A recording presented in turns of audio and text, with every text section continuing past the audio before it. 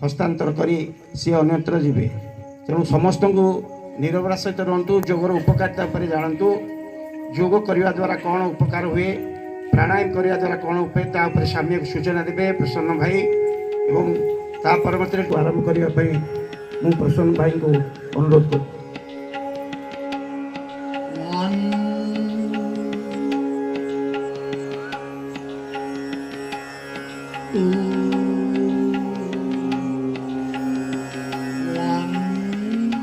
It is most especially benefited for lungs problem, asthma,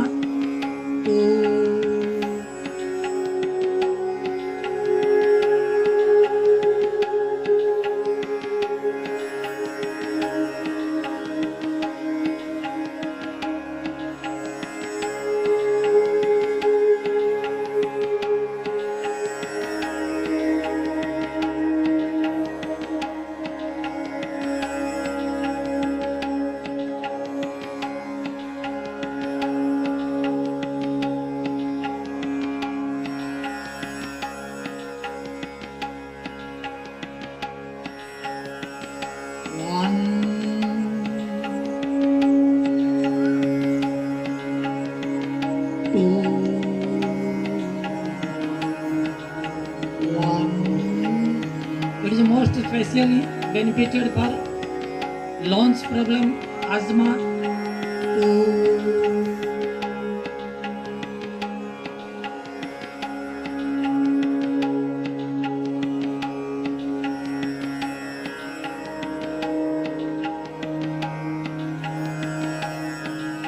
आज हूँ आंतर्जातिक योग दिवस। यही परिप्रेक्षी में आस्का टाउन हॉल परिसर में आम प्रतिदिन योग अभ्यासरत, तेणु आज या निराडंबर भाव में आम पालन करूँ।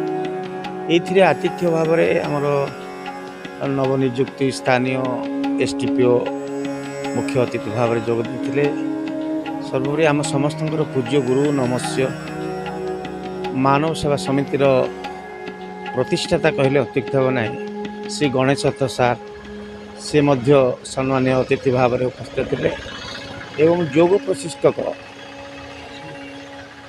आपणकर वर्तमान अवसर प्राप्त जड़े शिक्षक प्रसन्न दास से मध्य उपस्थित थे। बहु महिला योगार्थी पुरुष योगार्थी उपस्थित थे।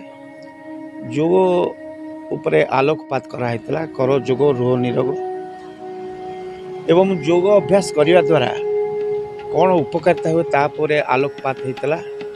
आगे मुनि ऋषि मैंने योग अभ्यास कर निरोगी जीवन यापन करते, वनस्तर रहीकि आपणकर सब आयुर्वेदिक औषध पान कर योग अभ्यास द्वारा मुखमंडल ज्योति उद्भावित होता। तेणु योग करेंगे केवे आपण मैंने जानते बार्धक्य ग्रास करनी। एवं महामारी कोरोना समय आपण मैंने समस्त जानते सबू डॉक्टर माने समस्त को उपदेश दियंती जे योग करने यूनिट पावर बढ़ावाई आपण मैंने योग अभ्यास करंतु बोली से सब उपदेश रही।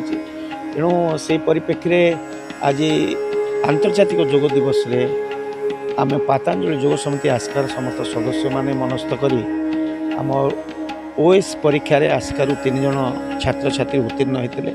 10म रैंक रे जड़े जड़े 63 रैंक रे और जड़े 153 रैंक रे उन्नीत होते। से अतिथि मान द्वारा मानपत्र उपढौकन फूलतोड़ा एवं किसी गिफ्ट देकर सम्मानित कराइला। एवं से उत्तरदायी मान केमती कौन कठिन परिश्रम द्वारा से सफल हो पारे से अवगत कराइला। एवं समस्त अतिथि माने समस्ते उपदेश देते आजिका जुगरे जननी जन्मभूमि स्वर्गादपि गरियसी पिता धर्म पिता स्वर्ग पिता ही परम तप पीतरी पीति मापने प्रियंती सर्वदेवता। आजिकल प्रथम गुरु एवं प्रथम देवता कहले अत्युक्त होने पितामाता। समस्ते पितामाता सेवा करार आवश्यक रही समस्त अतिथि मान उपदेश दिला। एवं से माने जो माने ओएस परीक्षा उत्तीर्ण होती सम्मानित होती से उत्तर पीढ़ी से कठिन परिश्रम करने द्वारा एवं गोटे लक्ष्य रखिले समस्ते निश्चित भाव सफल हो पारे। एवं से क्या प्रति श्रेय गुरुजी गुरु माँ प्रति एवं बापा माँ प्रति प्लस शुभेच्छा हितकांक शुभेच्छा ज्ञापन करते। यहपरी भाव में निराडंबर भाव में जोग दिवस पालन होता एवं एक वार्ता थिला जे मुख्य वार्ता जे कर जोग रुह निरोग निजे जोग करने संगे संगे समस्ते शपथ पाठ करते निजे जोग करने संगे संगे परिवार समस्त सदस्य को बंधु बांधव ज्ञाति कुटुंब समस्त जोग करने प्रवृत्त होते तेणु आपण मध्यम आम समस्त को आज जो मान समस्त को अनुरोध करूँ आपण को धन्यवाद देवु जे समस्ते जोग करूँ और निरोगी जीवन यापन करूँ।